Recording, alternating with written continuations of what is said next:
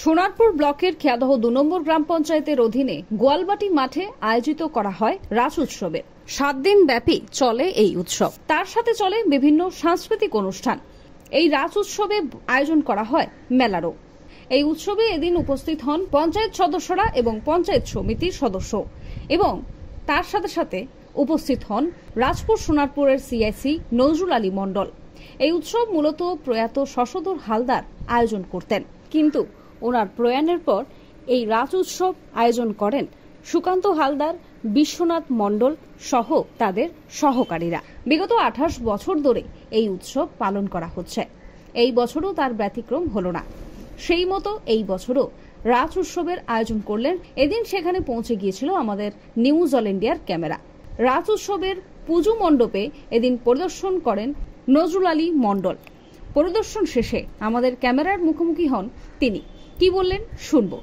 প্রত্যেক বছর আমরা দেখি গোয়ালবাটির এখানে রাস উৎসবের আয়োজন করা হয়। প্রত্যেক বছর বিধায়িকা ফিরদৌসী বেগম আসে, আপনিও আসেন। এই বছর কিন্তু আপনি এসছেন, সবার মনে একটু দুঃখ হচ্ছে দিদি নেই, কিন্তু আপনি এসছেন, কেমন লাগছে? আর এই উৎসবটা নিয়ে কি বলবেন যে যারা আয়োজন করেছে? না, এটা আমাদের খেয়াদহ 2 নম্বর অঞ্চলে গোয়ালবাটি এলাকার ঐতিহ্যমণ্ডিত রাস উৎসব। সুদীর্ঘকাল ধরে আমাদের এই উৎসব এখানে হয়ে আসছে। বিশেষ করে আমাদের স্বর্গীয় শশাঙ্ক মণ্ডল, স্বর্গীয় অশোক হালদার, শশধর হালদার, জগদীশ হালদার, এদেরই পরিচালনায় উৎসবটা হতো। এখন আমাদের ভাইরা এই সুকান্ত, বিশ্বনাথ, দীনবন্ধুবাবু থেকে শুরু করে অনেকে আছে যারা সেই ঐতিহ্য পরম্পরা হিসেবে উৎসবটাকে এগিয়ে নিয়ে যাচ্ছেন। এবং এই এলাকা দেখতে পাচ্ছেন মানুষের কত আনন্দ, কত ভক্তি। একটাই কারণ যে আমরা বাঙালিরা একটা উৎসবকে ভালোবাসি। আমি তো আগে বলছিলাম সেটাই। দেখুন, তাই যে রাস উৎসবটা কিন্তু এখন এটা অন্যতম একটা উৎসব হিসেবে পরিণত হয়েছে। সেখানে আমাদের সবার মিলিত প্রচেষ্টায় এত সুন্দর একটা উৎসবটাকে আমরা এগিয়ে নিয়ে যাওয়ার জন্য জাতি, বর্ণ, ধর্ম নির্বিশেষে বহু মানুষের সমাগম, যেটা আমরা শান্তিপুর বা কোচবিহারে দেখি রাস উৎসবটাকে, মানে শ্রেষ্ঠ উৎসব হিসেবে আমরা সেরা উৎসব। রাসের মধ্যে সেরা বলতে গেলে আমরা কোচবিহার বোঝাই, বা আমাদের নবদ্বীপ, আমাদের নদিয়া জেলায় এটা আমরা ভালো করে দেখতে পাই। তো তারই একটা অনুকরণ বলতে পারেন আমাদের সব এলাকাগুলো হয়েছে। এবং এটা আরো ভালো করে খুব সুন্দর সাজিয়েছে। দেখুন কত সুন্দর প্রোগ্রাম করছে এরা মূলত এদেরই প্রচেষ্টা। তো সুন্দর, খুব ভালো লাগছে। আর বিধায়ক তিনি একটা তাদেরই কাজে, বিধানসভার কাজে উত্তরবঙ্গে গিয়েছেন। স্বাভাবিকভাবে আসতে পারেন, তিনিও একটু দেখছিলাম কষ্ট পাচ্ছিল।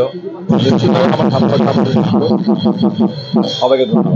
এই উৎসবের উদ্যোক্তা সুকান্ত হালদার রাজ উৎসব নিয়ে এদিন আমাদের ক্যামেরার মুখোমুখি হয়ে কি বললেন শুনে নেব। প্রত্যেক বছর আপনি এখানে রাস উৎসবের আয়োজন করে থাকেন, সেখানে বিধায়িকা ফিরদৌসী বেগমও আসেন এবং সিআইসি নজরুল আলী মণ্ডল দাদা ওনারাও আসেন। এই বছর দিদি নেই, কেমন লাগছে? আর দাদা এসছেন, কতটা খুশি আর দুঃখ কি বলবেন? খুশি তো মুখে বলা যায় না, আর আনন্দ দিয়েও বোঝানো যায় না। তবে আমরা এই রাজ উৎসব করার আগে আমরা দাদার বাড়িতে গেছিলাম। দাদার সাথে আমরা সবাই মিলে একটা সৌজন্য সাক্ষাৎকার অনেকক্ষণ ধরে দাদার অমূল্য সময় আমাদের সাথে দিয়েছে এবং কীভাবে রাজ উৎসবটা সুন্দরভাবে আমরা করতে পারি দাদা ছোট ছোট আমাদের পরামর্শ দিয়েছে। দাদার কথাগুলো অনুসরণ করেই আজকের এই রাস উৎসবের আমরা প্রস্তুতি পর্ব করেছি। জানি না দাদা আজকের তার অমূল্য সময় এই রাজ উৎসবের এসে দিয়েছেন। দাদা বিচার করে দেখবে যে তাদের কাণ্ডারি, মানে তাদের সৈনিকরা, মানে দাদা তো আমাদের মেন কাণ্ডারি এবং দিদি তো আমরা সৈনিক মাত্র। তো আমরা কিভাবে কতটুকু করতে পেরেছি সেটা দাদার বিচারেই আমরা মানে করছি।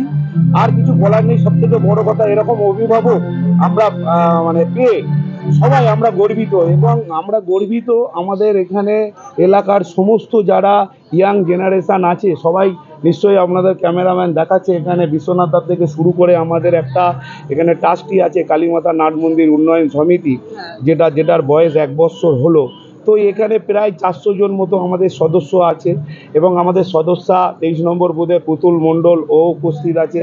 তো আমাদের এই মিলিত একটা সমন্বয়ে আমরা এই রাজ উৎসবটা করছি এবং আগামী দিনে আমরা দাদার সাথে কথা বলেছি, আরও এই মঞ্চ থেকেই আমরা ঘোষণা করে দেব ডিসেম্বরে আমরা একটা ম্যারাথন দৌড় আয়োজন করব। সেখানে আমাদের দাদাই সর্বসর্বা, দাদার কথা অনুসরণ করেই আমরা পথ চলবো। এই রাস উৎসবটা আপনি 2 বছর ধরে পালন করছেন, মানে এই বছরে কি কি আয়োজন আছে আর কতদিন ধরে চলছে? এবারে আয়োজন আমরা মূলত 6 দিনের করেছিলাম, কিন্তু 6 দিনের করার কত পরেও বছর ধরে করছেন? এইটা 28 বছরের পদার্পণ করলো, মানে এটা 28 বছরে পা দিয়েছে এই রাজ উৎসবে।